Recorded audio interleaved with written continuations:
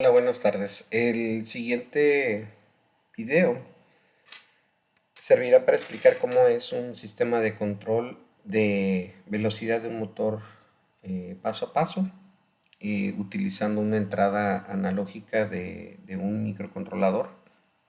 En particular utilizaremos la tarjeta de desarrollo Arduino Uno. Y primero veremos la definición de lo que es un sistema de control, eh, cuáles son, digamos, las consideraciones que tenemos que seguir para crear un sistema de control, cuáles son las diferencias en un sistema de control cuando cuenta con una retroalimentación, y también veremos los dos tipos de sistemas de control que hay, ¿verdad? Que son los sistemas de control de lazo abierto y lazo cerrado. Y posteriormente pasaremos a la programación del sistema de control de velocidad del motor a pasos, y por último a la simulación del programa en un circuito eh, controlado con el Arduino Uno, un motor a pasos y una etapa de potencia. En este caso la simulación se hará en el software de Proteus. Entonces primero veremos cuáles son las consideraciones que hay que tomar para un sistema de control.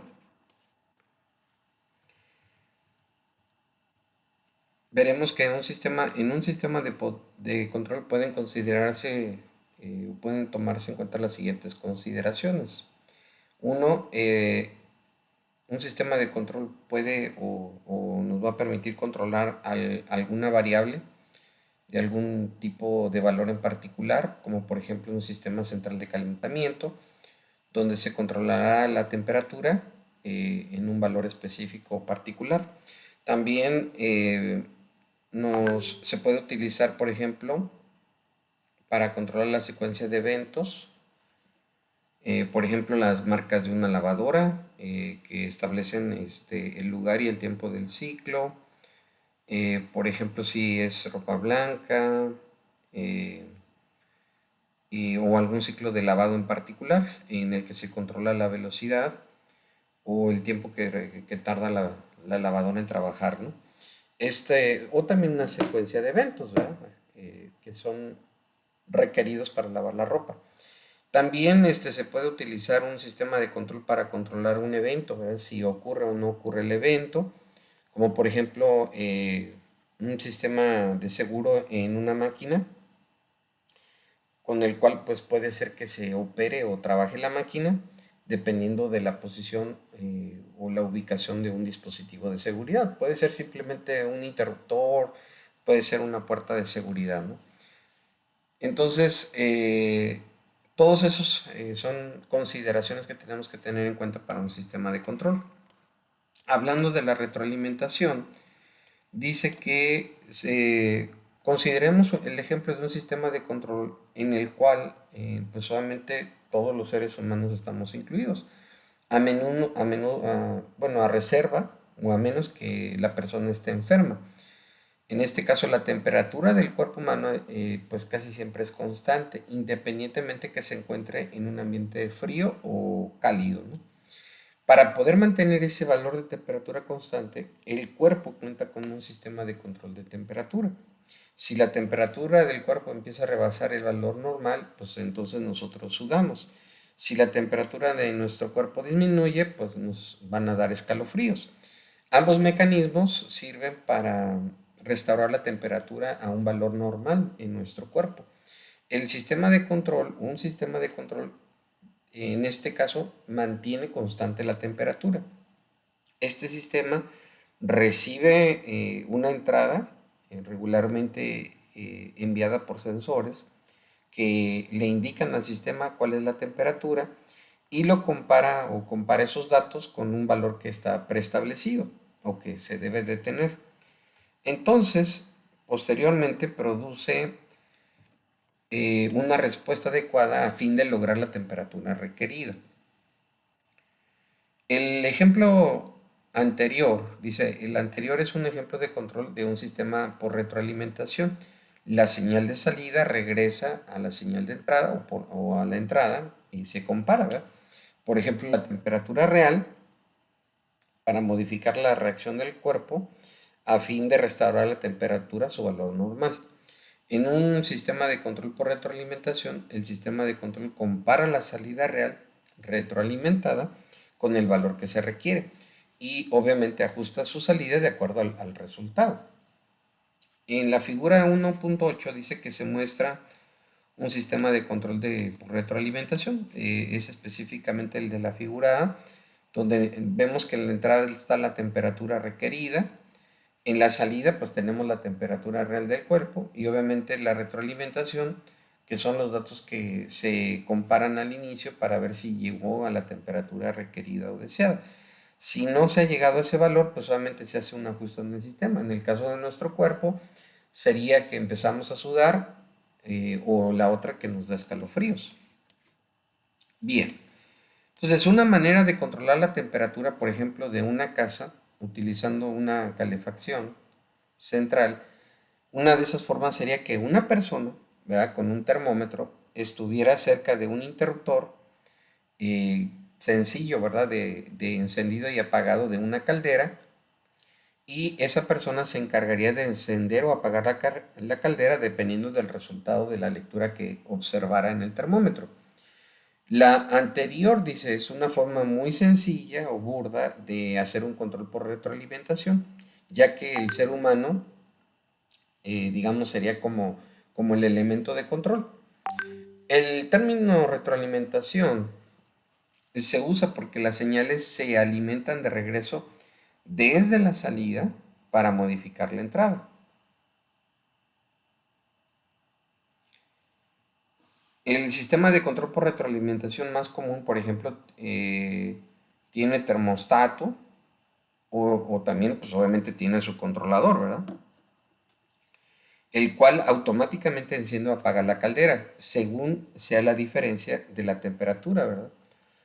En este caso, la temperatura deseada o requerida y la temperatura real. El, Este sistema de control, dice, permite mantener una temperatura constante. Entonces, funcionaría, por ejemplo, de que le pongas una temperatura de 25 grados. Si la temperatura está inferior a esos 25 grados, pues obviamente se encendería la caldera y aumentaría la temperatura del aire o del ambiente de tal forma que cuando la temperatura real llegue a los 25 grados, pues la caldera se apagaría, ¿no? Bien. Dice, si alguien desea tomar un lápiz que está sobre una banca, debe recurrir a un sistema de control para garantizar que la mano, ¿verdad?, de la persona llegue hasta el lápiz. Para ello, la persona observa la posición de su mano en relación con el lápiz y hace los ajustes necesarios de posición al moverla hacia el lápiz.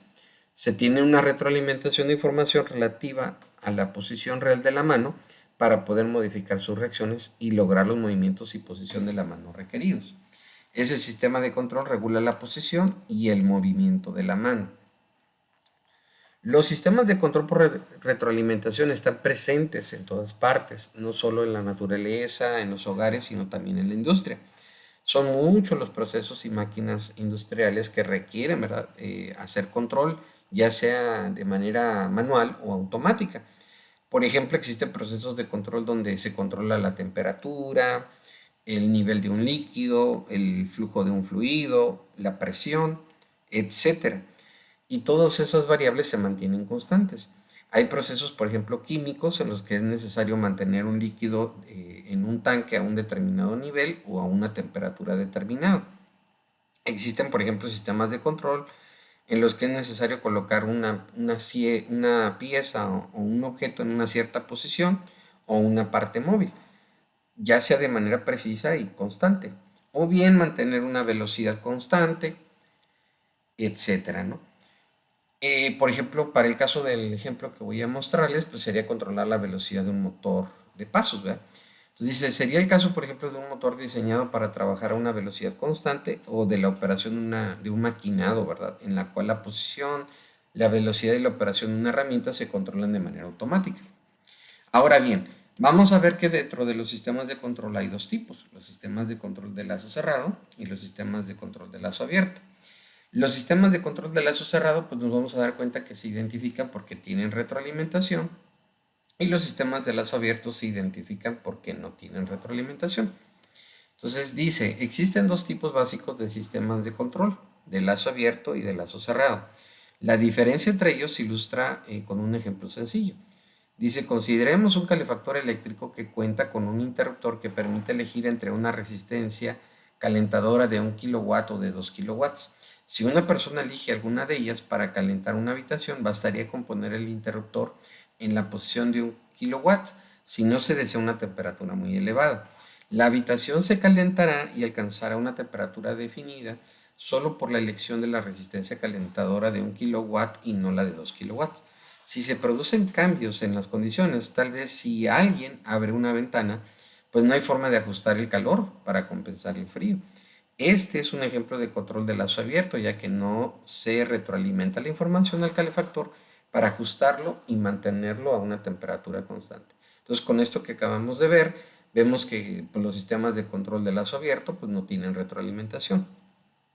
Dice, en cambio, en el sistema de calefacción y su resistencia calentadora se pueden convertir en un sistema de lazo cerrado si, por ejemplo, una persona que tiene un termómetro enciende y apaga el interruptor, ya sea para 1 kW o 2 kilowatts, dependiendo de la diferencia entre la temperatura real y la temperatura deseada, para mantener constante la temperatura de la habitación.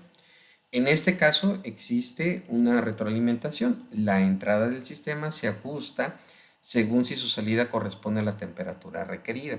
Esto significa que la entrada del interruptor depende de la desviación de la temperatura real respecto a la temperatura deseada.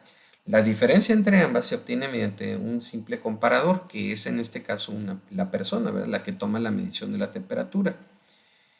En la figura 1.9 se muestran ambos sistemas. Aquí podemos ver en la figura 1.9 el sistema de retroalimentación de lazo cerrado, donde vemos que se utiliza un termómetro para tomar la medición y se retroalimenta y se compara con la señal de entrada. Y en el caso del sistema de lazo abierto, pues si observamos ahí en la figura, no se tiene retroalimentación. Un ejemplo cotidiano de un sistema de control de lazo abierto puede ser, por ejemplo, un tostador de pan. El control se ejerce mediante el establecimiento de una perilla, de un reloj temporizador, el cual determina la cantidad de tiempo en el que el pan se va a tostar. Dependiendo del tono de café, ¿verdad?, será el resultado de la acción en el tostado del pan. Y básicamente se determina únicamente por el tiempo preestablecido, el tiempo que se deja el tostador. No existe retroalimentación alguna para controlar el grado de tostado, ¿verdad?, para el tono de café requerido en el pan. Para ilustrar aún más las diferencias entre los sistemas de control de lazo abierto y lazo cerrado, dice, por ejemplo, considere un motor. Con un sistema de lazo abierto, la velocidad del eje está determinada solo por el ajuste inicial de una perilla que afecta el voltaje amplificado al motor. Cualquier cambio en el voltaje de alimentación o en las características del motor como consecuencia de cambios en la temperatura o bien en la carga del eje cambiará su velocidad, pero sin compensar dicho cambio. No existe ninguna retroalimentación. En el caso de un sistema de lazo cerrado, el ajuste inicial de la perilla de control corresponde a una cierta velocidad del eje. Ese mantendrá constante mediante la retroalimentación, independientemente de los cambios en el voltaje de alimentación, las características del motor o la carga. En un sistema de lazo abierto, la salida del sistema no tiene efecto en la señal de entrada. En un sistema de control de lazo cerrado, la salida sí tiene efecto en la señal de entrada, modificándola para mantener la señal en la salida en el valor requerido. Los sistemas de lazo abierto tienen la ventaja de ser relativamente sencillos, por lo que su costo es bajo y en general su confiabilidad es buena. Sin embargo, con frecuencia son imprecisos ya que no hay corrección de errores. Los sistemas de lazo cerrado tienen la ventaja de ser bastante precisos para igualar el valor real con el valor deseado, pero son más complejos y por lo tanto son más costosos y con mayor probabilidad de descomposturas debido pues obviamente a la mayor cantidad de componentes que se necesitan. Entonces, con esto vemos las dos características que tienen los sistemas de control, tanto de lazo abierto y lazo cerrado. Para ello, nosotros vamos a realizar un circuito de un control de motor a pasos unipolar, en el cual vamos a controlar, ¿verdad?, la velocidad de ese motor a pasos utilizando una perilla, ¿verdad?, un potenciómetro. Entonces, para eso voy a abrir el software de Proteus y con eso vamos a explicar cuál es el circuito que vamos a utilizar para poder realizar nuestro control de velocidad de nuestro motor a pasos. Muy bien. Entonces abriremos el software para construir nuestro diagrama. Primero vamos a pues obviamente agregar nuestro Arduino.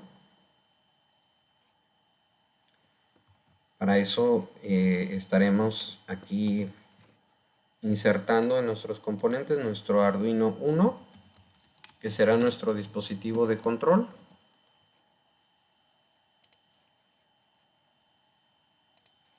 Ok. Luego agregaremos nuestro motor a pasos, nuestro actuador, que será el motor que utilizaremos, que es un motor de pasos unipolar.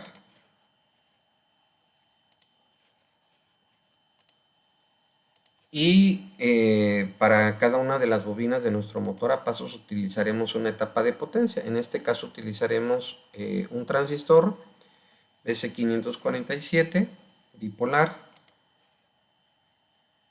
Y como nuestro motor a pasos tiene 4 bobinas, pues estaremos utilizando 4 transistores, ¿verdad? Para conectar cada una de las bobinas de nuestro motor a pasos.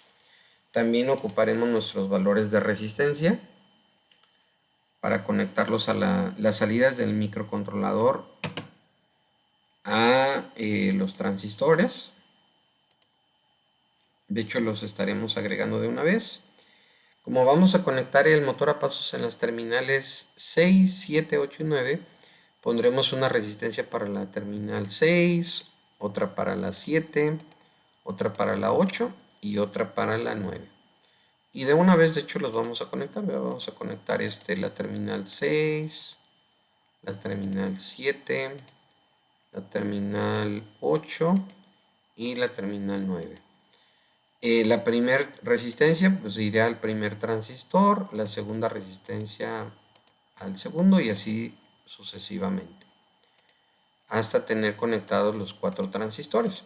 Los valores de resistencia de la base que van conectadas a los transistores tienen que ser 10 veces más grande que la resistencia de la bobina, ¿verdad? Del motor. En este caso, como dato, el motor nos dice que la bobina o sus bobinas tienen una resistencia de 120 ohms y un voltaje de 12 volts. Entonces nosotros vamos a tomar en cuenta que la resistencia de base tiene que ser 10 veces más grande que la resistencia de la bobina del motor. Entonces si eran de 120 ohms, entonces las resistencias de base tienen que ser de 1.2 kilo ohms o 1200 ohms. Como el valor comercial es de 1 kilo ohm, pues todas las resistencias de base las vamos a poner de 1 kilo. De esta manera, al poner estas resistencias de base en un valor de 1 kilo, nos aseguramos que el transistor trabaje en la región de corte y saturación, es decir, que conmute, ¿verdad?, los unos y ceros que envía el microcontrolador para que funcione el motor a pasos. Entonces, de esta manera, poniendo ese valor de resistencia, pues nosotros aseguramos que el motor va a funcionar, ¿verdad? O va a energizar cada una de las bobinas cuando nosotros le enviamos un 1. Entonces vamos a ir conectando cada una de las bobinas al colector del transistor.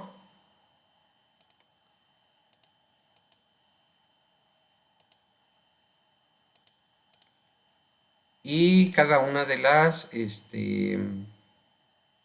de los comunes del motor lo conectaremos a 5 volts.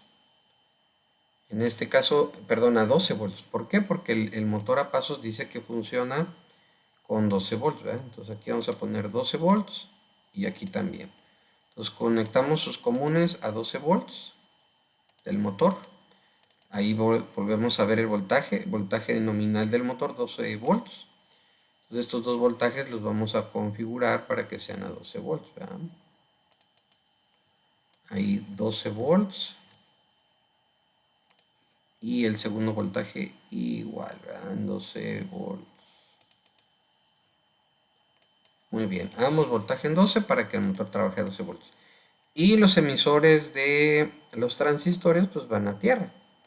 Ahí vamos a poner la primera tierra para el primer transistor, para el segundo, para el tercero y para el cuarto. Y los conectamos, ¿no? Conectamos cada emisor a tierra. Entonces de esta manera ya tenemos conectado nuestro circuito de potencia. Posteriormente agregaremos nuestra terminal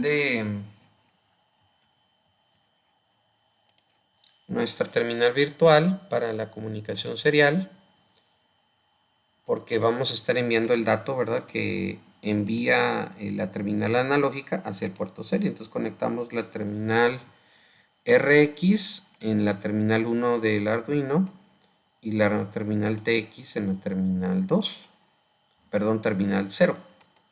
De esta manera podemos estar monitoreando nuestra comunicación serial pues, a través de de nuestra comunicación en serie. ¿Qué sigue? Pues sigue conectar nuestra entrada analógica, que en este caso será el potenciómetro. El potenciómetro que utilizaremos es un potenciómetro virtual. Aquí le pondremos en los componentes pot HG. Y este es un potenciómetro virtual que me permite ajustar, ¿verdad?, los valores de resistencia. Y vamos a conectar una fuente de voltaje de 5 volts aquí al potenciómetro y la tierra. Con esto lo que vamos a producir es un divisor de voltaje. Este divisor de voltaje nos estará dando un voltaje del orden entre de 0 a 5 volts y el cual irá a la terminal a 0. De esta manera, dependiendo de este valor de voltaje, que será entre 0 y 5 volts, utilizaremos el convertidor analógico digital para que nos envíe un valor de 0 a 1024 y ese valor convertirlo a tiempo para controlar la velocidad a la que gira el motor a pasos. Entonces ahí ya con esto tenemos nuestro circuito ya listo para hacer nuestra simulación. Entonces el siguiente paso será hacer la programación del microcontrolador para manejar la velocidad del motor a pasos. Entonces primero vamos a agregar una librería de modo byte. Esta librería de modo byte nos permite enviar un número y ese número posteriormente tenga su equivalente en 8 bits. Es una librería en modo byte. Primero se configuran las terminales que va a utilizar este bus o el modo byte como salidas. En este caso esas terminales van a ser voy a configurar de las terminales 6 a la 13. De hecho no se van a utilizar todas, solamente se van a utilizar de las 6 a la 9. Pero aún así pues estoy configurando todas las terminales para que sean salidas. También voy a definir una constante aquí al inicio del programa, una constante que se llame pot. Y esta constante que se llame pot pues va a estar direccionada a la terminal a 0. La terminal a 0 pues va a ser la entrada por la que vamos a leer el voltaje análogo. Luego aquí vamos a configurar el puerto serial pues para poder estar monitoreando el valor que está leyendo el convertidor analógico digital en la terminal a 0, que pues, se va a hacer a través de un voltaje. Y ya en el programa principal pues vamos a definir primero la serie de variables. En primero la variable de tiempo. Esta variable de tiempo va a ser con la que vamos a controlar la velocidad del motor a pasos. Y vamos a utilizar dos variables. Una que va a ser el dato que vamos a leer del convertidor analógico digital. Y luego otra variable de control de un ciclo for, que nos va a ayudar a enviar el valor para activar una de las terminales activar las terminales de salida del microcontrolador para activar la bobina del motor. Entonces, aquí el siguiente paso es leer, ¿verdad? Leer el voltaje análogo que llega a la terminal a cero, por eso ahí está la constante POT. El analog read es una función que me permite leer, ¿verdad? El voltaje que llega a través de la terminal a cero, a través del convertidor analógico digital y convertirlo a un número. Ese número va a ser dentro de 0 a 1024 porque es el valor de conversión que me entrega el convertidor analógico digital de 10 bits que tiene el Arduino 1. Luego ese valor lo voy a enviar al puerto serial, pues para poderlo monitorear y estarlo observando. Y en este caso va a ser, lo voy a mandar a través del puerto serial y va a ser esa variable, ¿no? Que se llama dato, lo que estoy leyendo. Ahí lo envío al puerto serie. Y luego hago un cálculo, le hago un cálculo de un tiempo con el dato leído. Ese valor de tiempo lo voy a igualar con un factor. En este caso voy a multiplicar por 0.5 el dato que estoy leyendo para calcular el tiempo que va a la velocidad a la que va a girar el motor. De esa manera, pues voy a poder ver cómo el motor, dependiendo del voltaje que yo le ponga en la entrada, pues va a hacer que gire más rápido o más lento. Y con esto ya nosotros ya podemos crear nuestro ciclo for, que va a ser el que va a enviar los valores para activar las salidas del microcontrolador con ese tiempo. Entonces aquí esos valores van a empezar en el número 1, va a ser a través de una variable de control que se llama in. Y ahí estoy diciendo que i sea igual a 1 y menor que 16. Y la i tiene que multiplicarse por 2. Esto lo que nos va a producir en el ciclo for es que cuando mandemos la i, primero va a activar el bit o la terminal 6, luego va a activar la terminal 7, luego va a activar la terminal 8 y luego la terminal 9 y así sucesivamente. Eso es lo que hace. ¿Por qué? Porque primero manda el 1, luego manda el 2, luego el 4 y luego el 8. Y esos números ya convertidos en decimal van a producir que se activen las terminales 6, 7, 8 y 9, pues solamente una a la vez, ¿verdad? Entonces aquí nosotros imprimimos, ¿verdad?, ese valor de i para que se activen esas salidas. Ahí le ponemos let's write it y le vamos a poner un retardo que es la velocidad a la que va a girar el motor, pero en este caso le ponemos tiempo, ¿verdad?, que es en el delay, pues es el retardo en milisegundos de que va a girar el motor. Entonces esa variable tiempo, si lo analizamos, es la mitad del dato que va a leer del convertidor analógico digital. Y ya con esto, pues nosotros ya tenemos listo nuestro programa para nuestro sistema de control de motor a pasos. Pues aquí vamos a grabar nuestro programa. Ahí ya lo guardamos, lo compilamos para ver si no hay ningún error. Aquí nos marca un error en la función. Nada más me equivoqué aquí en la H. Tiene que ser H mayúscula. Entonces aquí lo salvamos, lo volvemos a compilar. Ahora me dice que no encuentra la directiva. Es que no lleva el hashtag. No lleva el símbolo de gato. Pues a ver, ahí está. Ahora dice que no encuentra o no se define la constante. Ok, vamos a ponerla aquí arriba. Y a ver ahí. Vamos a salvar nuevamente.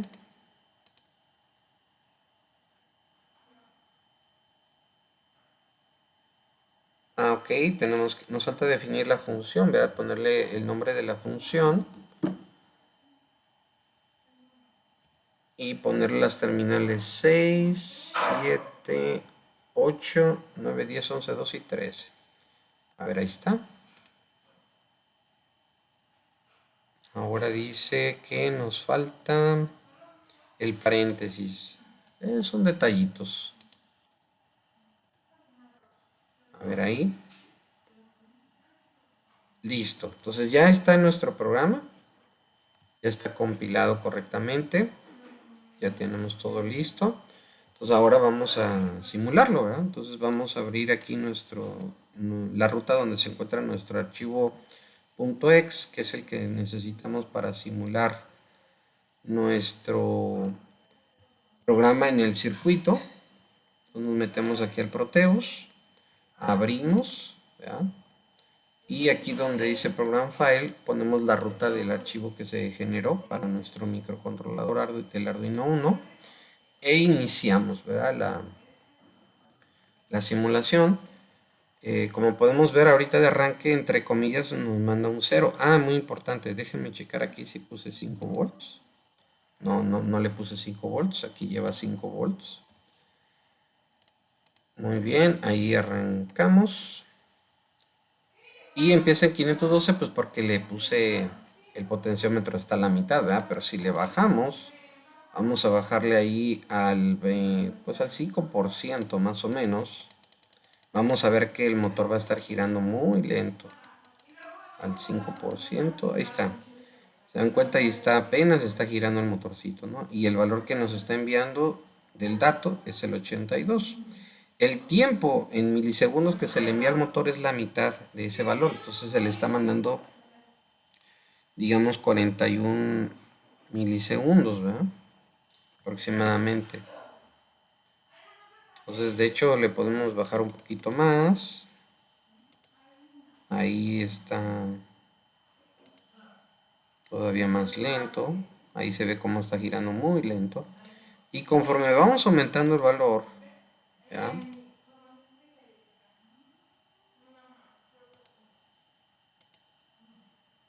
Empezaremos a ver cómo se empieza a girar más rápido el motor a pasos.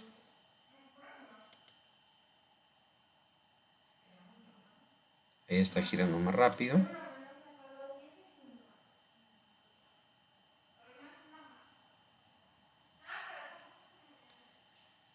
Y bien, ya con esto, pues terminamos el video. Muchas gracias.